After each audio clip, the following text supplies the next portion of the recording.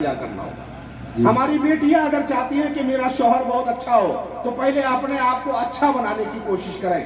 آپ کو ایک سماج کی مثال دے دوں، آپ ہماری بیٹیوں سے خصوصاً میری آواز تو پہنچ ہی رہی ہوگی اور گھر آنگن میں میری بیٹیاں بھی ہوں گی، وہ جانتی ہیں ایک باپ اپنے سینے پہ پتھر رکھ کر اپنی بیٹی کو اسکول بھیجتا ہے۔ میں بھی بیٹی والا ہوں نا، مجھے پتا ہے کہ میری بیٹی جب گھر سے باہر اسکول جاتی ہے تو کتنا بڑا ٹینشن مجھے رہتا ہے۔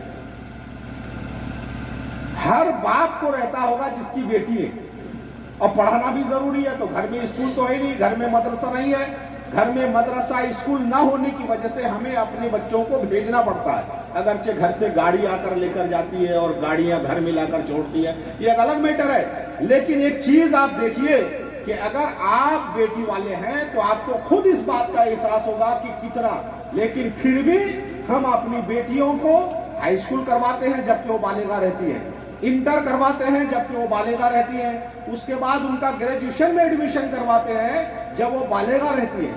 وہ بالغ حالت میں بھی ہم ان کو گھر سے باہر جانے دیے، ہم نے کس پر بھروسہ کیا؟ اسکول والے پر نہیں، ہم نے اسکول والے پر بھروسہ نہیں کیا، ہم نے اس گاڑی کے ڈرائیور پر بھروسہ کیا؟ نہیں بھروسہ کیا، ہم نے کسی پر بھروسہ نہیں کیا۔ ہمیں کانفیڈنس اگر ہے تو اللہ کی ذات پر ہے، اس کے بعد اپنی بیٹی پر ہے کہ یہ میری بیٹی ہے، یہ کچھ نہیں کر سکتی، یہ میری بیٹی ہے، یہ کچھ نہیں کر سکتی۔ تو میری بیٹیوں، باپ اتنا بھروسہ کرتے ہیں آپ کے اوپر کہ آپ میری بیٹی ہو، دنیا ادھر سے ادھر ہو جائے یہ کچھ غلط نہیں کر سکتی ہے، اور تم پر بھروسہ کر کے ہم بھیج رہے ہیں۔ یہی وجہ ہے کہ ہمیں ایک واقعہ، ایک خاتون نظر آتی ہے قرآن مقدس میں، ان کی ماں نے منت مانی کہ یا اللہ میرے پیٹ میں جو ہے میں اس کو تیرے گھر کی نگرانی کے لیے وقف کر دوں گی، تیرے گھر کی نگرانی کے لیے وقف کر دوں گی۔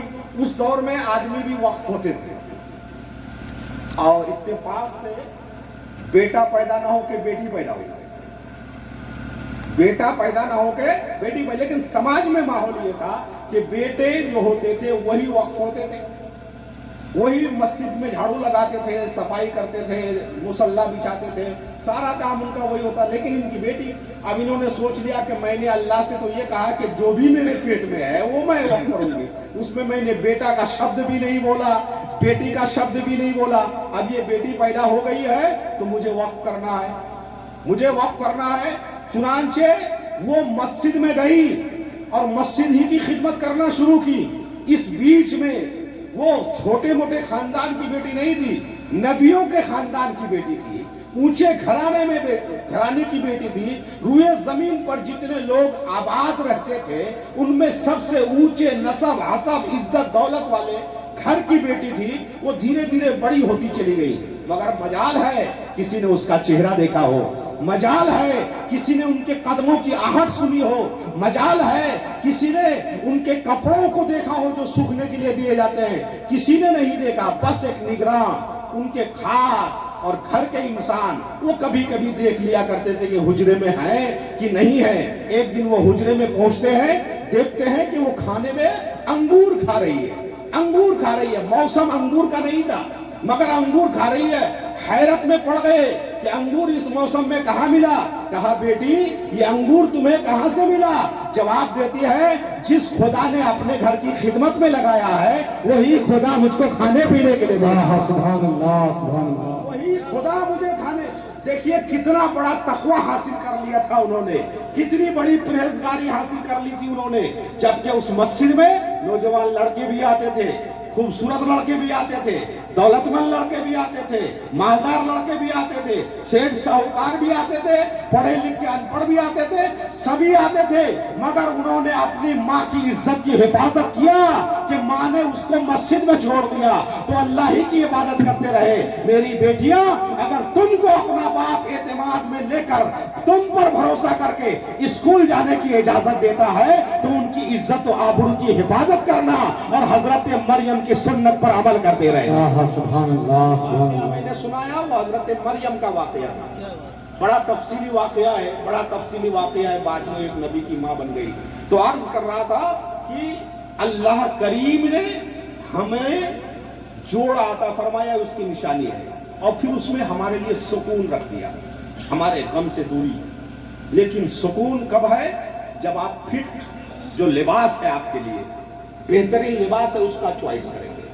دولت, ثروت, عزت, مال و حسب یہ نہیں. میرے آقا نے فارمولا بتا دیا کہ آپ دیکھیے دینداری ہے یا نہیں ہے. اگر دینداری ہے, دینداری دیکھ کے آپ شادی کرتے ہیں تو سوکھی روٹی پر بھی وہ بسر کرے گی اور رب کا شکر ادا کرتی رہے گی. بے شک سبحان اللہ. سوکھی روٹی پر. دوسری چیز, اور اللہ نے ارشاد فرمایا وَجَعَلَ بَيْنَكُمْ مَوَدَّةً وَرَحْمَةً, اور اللہ نے تمہارے درمیان محبت رکھ دی. وہ رحمتاً اور رحمت بھی رکھ دی. محبت اور رحمت دو بڑے امپورٹنٹ لفظ ہیں, بڑے اہم ہیں یہ الفاظ. جوانی کی عمر ہے تو محبت ہے, اور بڑھاپا آ گیا تو رحمت ہے. میاں بیوی کو اس طرح رہنا چاہیے کہ جوانی کی عمر ہے تو ایک دوسرے پر نثار جائے, خوب ایک دوسرے سے محبت کریں, ایک دوسرے سے پیار کریں, چھوٹی چھوٹی چیزوں میں ایک دوسرے کے خیال کریں. آپ کو گرم پانی کی ضرورت ہے تو اس کو بھی گرم پانی کی ضرورت ہے, اس لیے کہ آپ بھی اسی مٹی کے بنے ہو تو یہ بھی اسی مٹی کے بنے ہیں. جو سہولیات ہو. لیکن بڑھاپا جب آ جاتا ہے تو اللہ نے دونوں کے بیچ میں رحمت رکھ دیا ہے, رحمت رکھ دیا ہے. ایسے عالم میں تو بیٹوں کو سہارا ہونا چاہیے, مگر بیٹے اگر سہارا نہیں بھی ہے تو بڑھاپے میں آپ دیکھتے ہیں لمبی زندگی گزارنے کے بعد بوڑھا آدمی بوڑھی بیوی کا اور بوڑھی بیوی بوڑھے آدمی کے سہارا بنتے ہوئے نظر آتے ہیں. یہ اللہ کی رحمت ہے. مسلمان بھائیوں, اور دو باتیں صرف آپ سے میں کرنا چاہتا ہوں کہ شادی بیاہ کی تاریخ بہت پرانی ہے. جو ابھی رسوم و رواج ہمارے علاقے میں چل رہے ہیں اسلام میں تو ایسا نہیں. مجھے انصاف سے بتائیے, مجھے آج دعوت کس نے دیا؟ بھائی کون ہے؟ صاحب خان. آپ نے بھائی دعوت دی, میں کھانا ان کے گھر میں کھاؤں گا کہ آپ کے یہاں کھاؤں گا؟ تو بارات کی دعوت کون دیتا ہے؟ کھانا کیوں کھلائیں گے پھر لڑکی والے؟ یہ تو سماج سے کٹتے ہیں نا, یہ الگ بات ہے نا بھائی کہ دعوت ہم نے دی, کارڈ ہم نے بانٹا اور کھانا دوسرے کے گھر میں. تو مہمان ہم نے بولا کھانا بنا کے گھر میں. یہ کوئی سماج نہیں ہے نا. اسلام میں تو بارات کا تصور ہی نہیں ہے. پہلی بات, اسلام میں بارات کا کوئی تصور نہیں.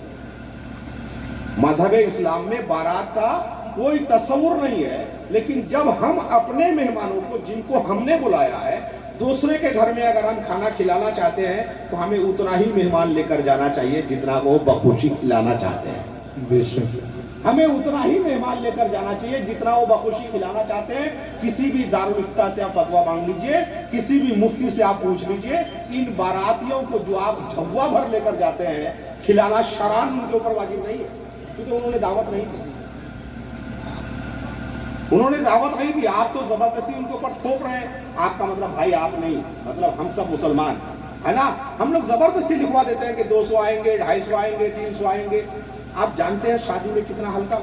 ایک صحابی ہے حضرت عبد الرحمن ابن عوف, ہسٹری پڑھیے. حضرت عبد الرحمن ابن عوف حضرت عثمان غنی رضی اللہ تعالیٰ عنہ کے بعد تقریباً دوسرے نمبر کے مالدار, دوسرے نمبر کے مالدار. بہت بڑا لمبا کاروبار ان کا, بہت بڑا لمبا کاروبار, اور بہت بڑے مالدار انسان. مدینہ شریف کی بات ہے. رسول کریم صلی اللہ علیہ وسلم کے دربار میں حاضر ہوئے تو آپ نے دیکھا کہ آپ کے بدن میں کچھ ایسے ہی زعفرانی ٹائپ کا رنگ لگا ہوا ہے, اور حضور نے تو مردوں کو یہ سب رنگ لگانے سے منع کر دیا تھا.